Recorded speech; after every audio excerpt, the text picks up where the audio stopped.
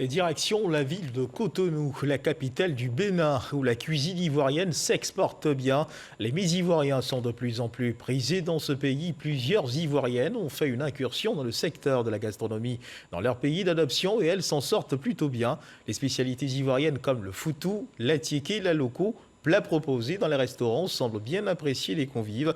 Vous pouvez manger à Cotonou comme si vous étiez à Abidjan. Michel Digré et Barnabé Conan ont fait l'expérience. Nous sommes au centre-ville de Cotonou. De loin, les sonorités de musique ivoirienne sont perceptibles. À l'intérieur du restaurant, des plats ivoiriens sont servis à la clientèle. Bernard fréquente ce maquis depuis plus d'une dizaine d'années. Quand je suis ici, c'est tout comme si je me sentais à Abidjan. Tous les jours que Dieu fait, on a l'impression que c'est toujours le même goût. Voilà, et je n'hésite pas à ramener d'autres personnes qui ne connaissaient pas le coin, comme Bérénice aujourd'hui, qui est venue la première fois. Elle vit en Italie et on a décidé de déjeuner ensemble et puis lui a proposé le coin. Elle dit, elle va venir voir. Si Bérénice a les pieds en Occident, ses mains sont plutôt bien plongées dans la tradition. J'étais tentée de manger avec ma fourchette, mais je me suis dit il faut que je déguste une bonne africaine et j'ai lavé mes mains.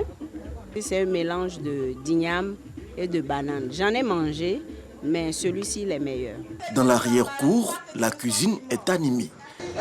Si foutou banane, un riz à manger sur place.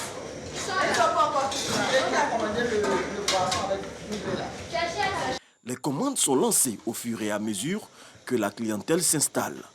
Au four et au moulin, Marie-Jeanne Adom, propriétaire du restaurant.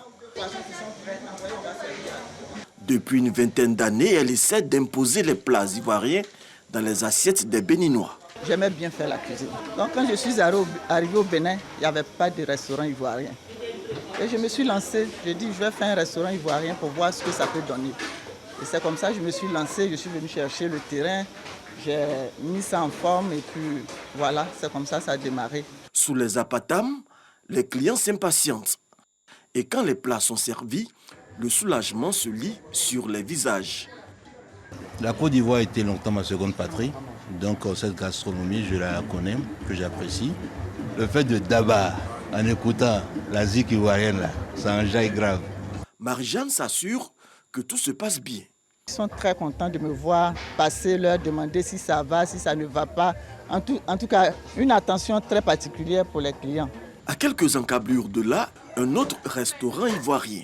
Ici, le foutou est également très prisé et fait partie des menus quotidiens.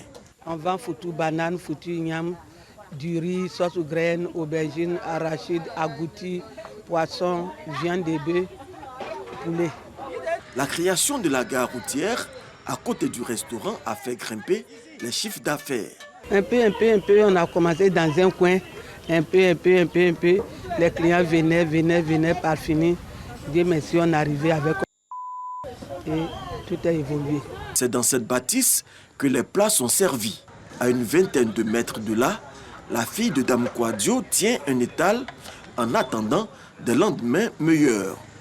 J'ai commencé avec la vie un peu, jusqu'à j'ai eu pour moi maintenant. Quand il place là, je vais faire un restaurant plus grand que ça et puis je serai reconnu partout.